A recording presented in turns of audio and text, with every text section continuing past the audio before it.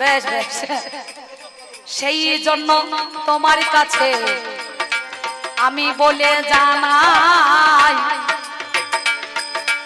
ও গো আমার রাবণ রাজা শোনো আমার ভাই, আমার কাছে আর এক কথা গো করে জিজ্ঞাসন, ওরে হাজার কথা কথার মাঝে বলে দাও সেজন।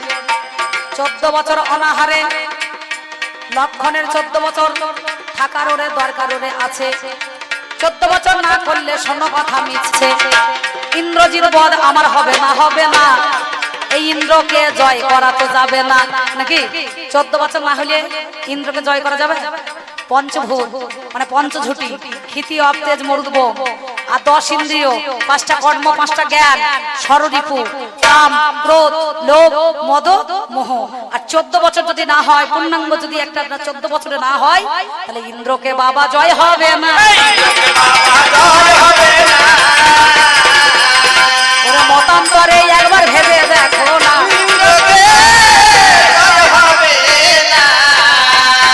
সেই জন্য আমি তোমাকে বলেছিলাম আমার এই গানের ভাষা বলি কানে কানে গো, চাঁদের কলঙ্ক আছে জানো কি তা মনে গো, আমার এই গানের কথা বলি কানে কানে গো, চাঁদের কলঙ্ক আছে জানো কি তা মনে গো, শুধু আমার ভালোবাসায়, শুধু আমার ভালোবাসায় এতটুকু মলিনতা নাই, কত ভালো বাসি গো তোমায়, সে কথা তুমি তো বুঝলে না, আমি কত ভালো বাসি গো তোমায়, সে কথা তুমি তো বুঝলে না, আমি কত ভালো বাসি গো তোমায়, সে কথা তুমি তো বুঝলে না। আরে কতকাল বলো এ বেদনা সইব, সাথী হারা পাখির মতো রবে যে রইব, সাথী হারা পাখির মতো রবে যে রইব। আরে কতকাল বলো এ বেদনা সইব, সাথী হারা পাখির মতো রবে যে রইব, কাল গুনে আখি জল ফেলিয়া, কত ভালো বাসি গো তোমায়, সে কথা তুমি তো বুঝলে না, আমি কত ভালো বাসি গো তোমায়, সে কথা তুমি তো বুঝলে না। শোনো রাম নামের গুণে বলো,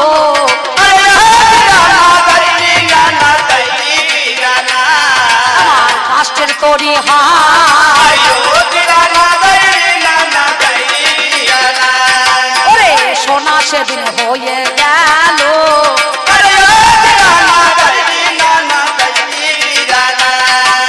একদিনে সরজ নদীর তীরে শোনো কথা মনে বলে দেখো রামচন্দ্র শোনো ধরা করে,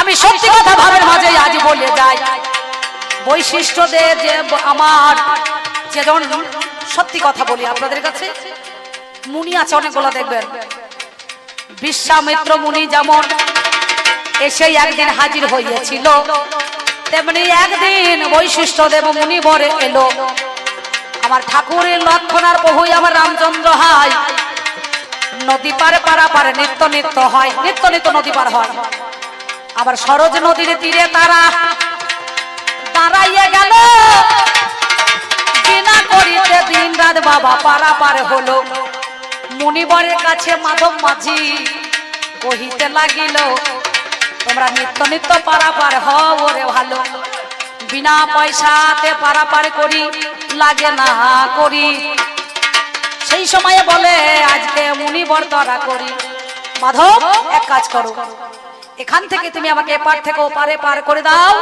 যাওয়ার সময় তোমার সুদে আসলে সব মিটিয়ে দেব, তোমার সুদে আসলে সবে মিটিয়ে দেব। আমি পারের করি ধার না রাখবো, এবার এই বলিয়া যেমন বলো আমার মাধব মাঝি হাই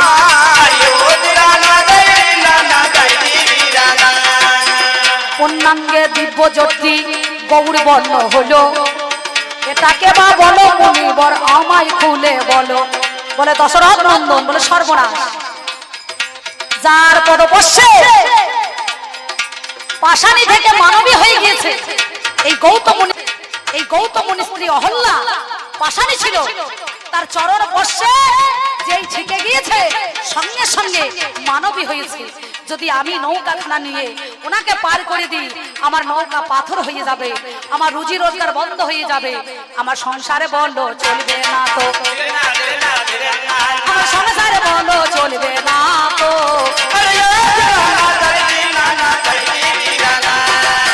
হবে কি উপায়, তাই তারা পারে বলো করতে আমি পারবো না মহাশয়, আর পারাপার হবে না।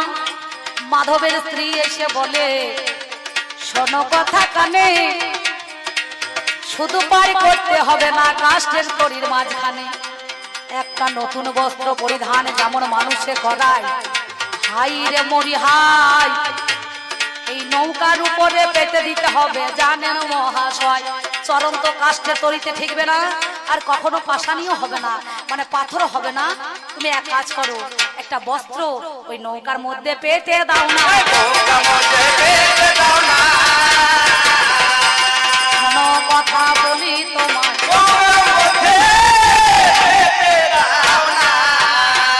এবার নৌকার মধ্যে বস্ত্রখানা পেতে বাবা দিল, আর প্রভু দেখো রামচন্দ্র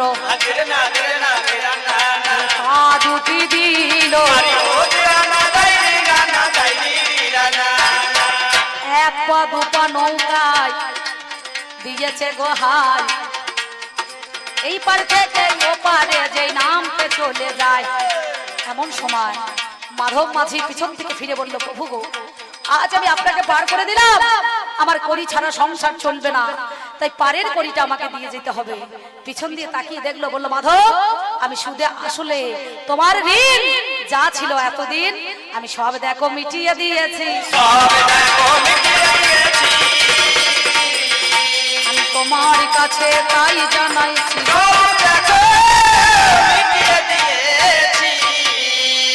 মাধব মাঝি এমন সময় ফিরে যে দেখিল,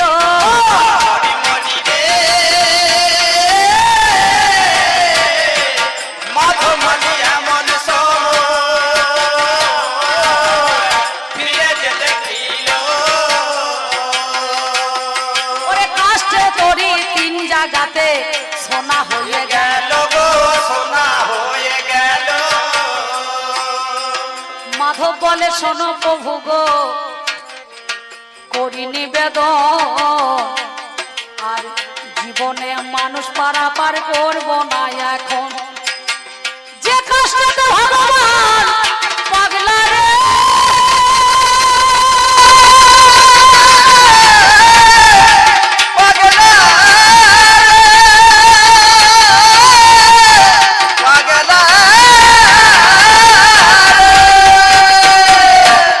ওই যে কষ্টতে ভগবান পারাপার হলো, আমার কাষ্ঠের তরি খানা বাবা সোনা হয়ে গেল।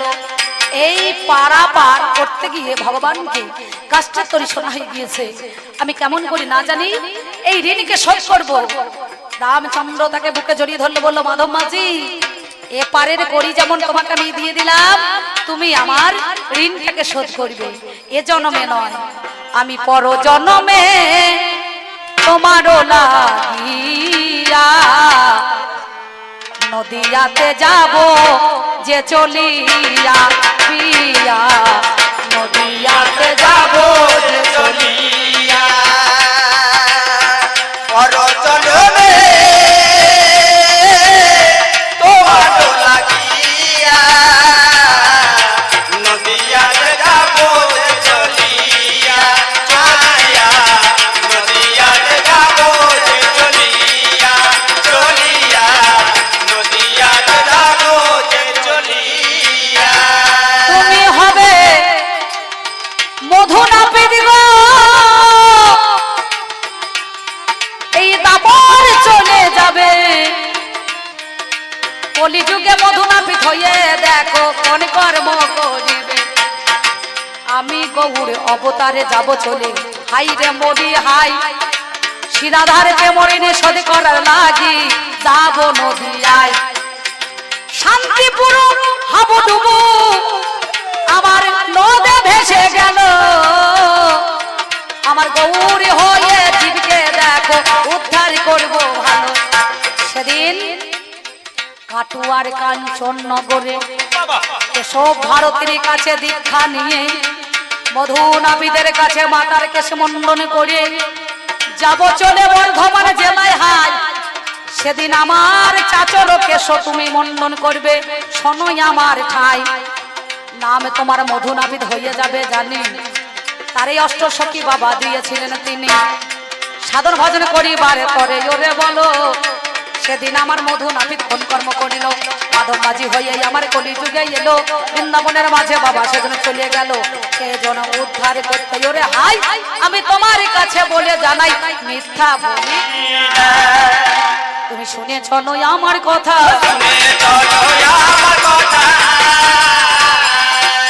কথা নিয়ে করো জোড়া গাথা।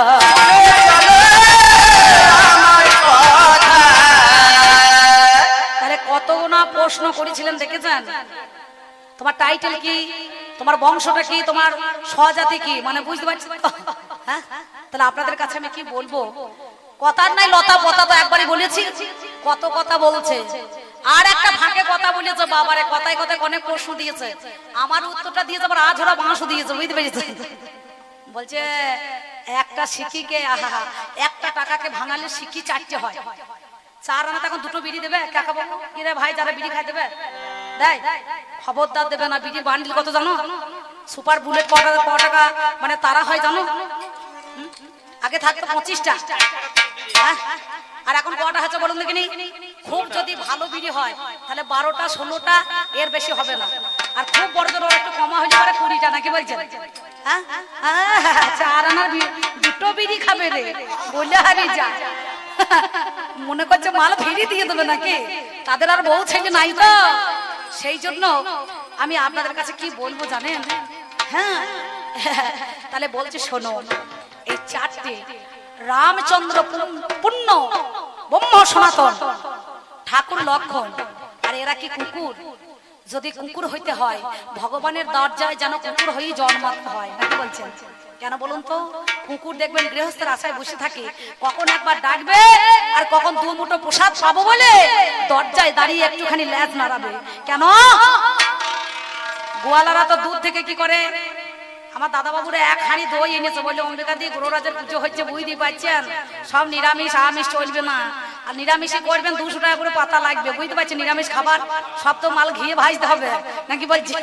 তো যাই হোক, এক কাজ করুন, এই দুধ থেকে ঘি হয়, ঘি থেকে চাচি হয়, চাচি থেকে দেখবেন ঘোল হয়, আর ঘোল থেকে কি হয় বাবা জানেন কিছু?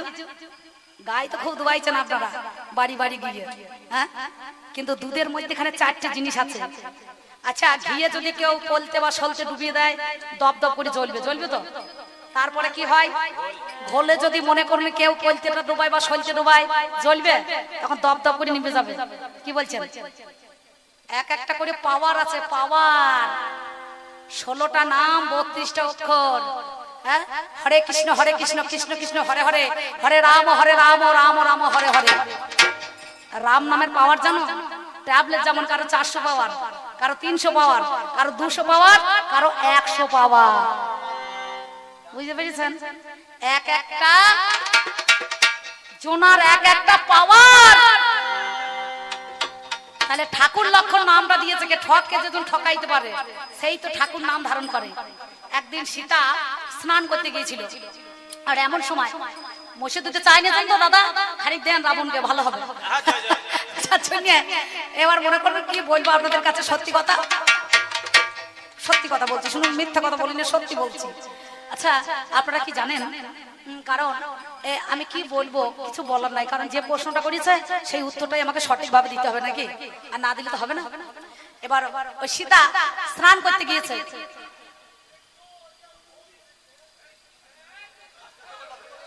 ঘোল আবার কি হবে, ঘোল ঘোলই থাকে, ঘোলে কখনো সলতে ডুবে না, ডুববে? ওই তো আপনি ঘোল খাইয়েছেন, আমি বুঝতে পারছি।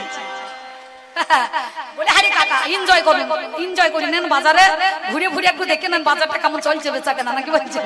সেই জন্য একদিন জয়ন্ত দেবতা কাক হয়ে সীতা স্নান করছিল, আর এমন সময় ওই সীতার স্তনভাণ্ডারে ঠুকরে দিয়েছিল। তো লক্ষণ গিয়ে সেটাকে দেখার জন্য তার পিছন পিছন ছুটে চলে যায়। তখন দেবরাজ ইন্দ্র ওই ইন্দ্রাসনে বসে আছে, সঙ্গে সঙ্গে গিয়ে ওই জয়ন্ত দেবতা পিছনে লুকিয়েছে। বলো, তুমি ধরা পড়েছো যে সীতা মাতা সতী পবিত্রতা নারী, সেই নারী স্তনভাণ্ডারে তুমি আজকে ঠোকর মারলে, আমি তোমার ঠককে ধরে ফেলেছি। সেদিন সীতা জিজ্ঞাসা করেছিল, লক্ষণ তুমি জানতে পেরেছো কে কাক সাজে আজকে এই স্তরের মধ্যে এখানে ঠুকরি দিয়েছিল? বললো, আমি জানি, সেটা হচ্ছে জয়ন্ত দেবতা। বললো, লক্ষণ আজ থেকে আমি তোমাকে নাম দিলাম, ঠককে যখন ঠকাইতে পারে সেই জগৎ সংসারে ঠাকুর নাম ধারণ করে নাকি। তাহলে ঘিয়ের মধ্যে এখানে সলতে ডুবালে দাউ দাউ করে জ্বলবে, আর ঘোলের মধ্যে ডুবালে বাবা জ্বলবে না, তখন দপ দপ করে নিভে যাবে, যাবে না? তাই তুমি চিন্তা করো, সেই জন্য এক একজনের এক একটা পাওয়ার আছে, সেই পাওয়ারে কাজ হবে। যেমন 4 রাম 4 কৃষ্ণ আর 8টা হরে, এই হরে কোটা সম্ভেঙে ছেড়ে চন্দ্রাবলী, রাধারানী, সুবাসিনী, শেষনাগ, রেবতী, সাবিত্রী নাকি বলছেন, সিংহাসনী নাই, রাধারানী প্রথমেই আছে, দ্বিতীয়ত চন্দ্রাবলী আছে নাই, তাহলে সবার একটা করে পাওয়ার আছে, সেই পাওয়ার অনুযায়ী কাজ হবে। এই গেল তোমার কথা, শোনোই আমার ছাই, আর বেশি কথা বাবা আমি বলবো নাই, অনেকক্ষণ হয়ে গিয়েছে। তুমি যে আমাকে কত প্রশ্ন যে করেছো, প্রশ্ন তো একবার জর্জরিত করে ফেলেছো, বুঝতে পারছেন? এত প্রশ্ন দিয়েছে আমাকে, তোমার ধনুর্বাণ কেন, পঞ্চঝুটি কেন, পরনে বাঘ ছাল কেন, তোমার বাকলের ছাল, তুমি পরিত্যাগ করেছো বসন, সেই একবার ত্যাগের বসন করেছো, পইতে নিয়েছো। অনেক দেখবেন বৈষ্ণবদের পইতে থাকে, আবার ব্রাহ্মণদের থাকে, 9টা দেবতা বাস করে নাকি বলছেন। আর তেমনি ধারা পৈতের মধ্যে এখানে 9 জন থাকে, তেমনি আবার এই কৌপিনের বৈষ্ণবদের 9টা দেবতা বাস করে নাকি বলছেন। তাহলে সব জায়গাতে এদের 2বার জন্ম হয়, ব্রাহ্মণদের ওই যে দ্বিজ বলা হয় নাকি বলছেন, 2বার। একবার দেখবেন পৈতে দেওয়ার সময়, আর একবার তো জন্মগ্রহণ করিয়েছি, যার জন্যে আপনাদের কাছে আমি কি বলবো, বেশি কথা বলবো না। তাহলে তুমি যা প্রশ্ন আমাকে করেছিলে, তুমি ভেবে দেখো, সেইটা কেউ নাই, একমাত্র তুমি। আর এই পাসপোর্ট ভিসা দিয়েছে একদিকে তোমার বোন শূর্পণখা, আর অন্যদিকে তোমার ভাই বিভীষণ নাকি, বিভীষণ দিয়েছিল। কোথায় রেখেছো, কোনখানে রেখেছো, সেই গুণ আমাকে একে একে দেখিয়ে দিয়েছে। আমার ভক্ত প্রধান হনুমান গিয়েছিল আমাকে খবর দিতে নাকি বলছেন। সেই জন্য বলছি, শোনো, আমি আপনাদের কাছে কি বলবো বাবা, আর বেশি বলবো না, অনেকক্ষণ হয়ে গেল, উনি আসুক। টাকার বেলা সমান সমান কম বেশি নাই, তাহলে আমার আর বেশি বলা দরকার নেই, আমি অনেকক্ষণ বলেছি। এবার উনি ভাব জল্পনা কল্পনা বাঘ বিতণ্ডা দ্বারাই আপনাদেরকে আমি মাতিয়ে দিয়ে তাতিয়ে দিয়ে চলে যাই, উনি আসুক। সেই জন্য চুরি যদি করতে হয় সৎভাবে চুরি করতে হবে, কেমন ডাকাত হলে ডাকাতের সঙ্গে যেতে হবে নাকি, সাধুর কাছে গেলে কেন, তুমি তোমার তো চেন্নত আছে একটা, সেই চেন্নতটা পড়েছিল বলেই আমি আজ সহসরি লঙ্কার মধ্যেখানে চলে এসেছি। তুমি 3 জায়গায় হেরে আছো, কার কাছে, কিসের জন্য? যে তিলক বিজয়ী রাবণ রাজা, একে বলছে দশানো, 10টা মাতা, এর মাও ভালো, আর নার্সিং হোম হসপিটালও ভালো নাকি বলছেন। লোকের একটা মাতা প্রসব করতে গেলে 10 মাস 10 দিন লাগে, আরে মাল এমন করে প্রোডাকশন হয়ে বেরিয়ে পড়েছে 10টা মাতা নিয়ে, আমি বুঝতে পারছি না এর আসল মাতা কোনটা, বুঝতে পারছি এ জন্মগত মাতা না কর্মগত মাতা, আমি তো কিছুই বুঝতে পারছি না। তাই যাওয়ার সময় তোমাকে বলছি, শোনো,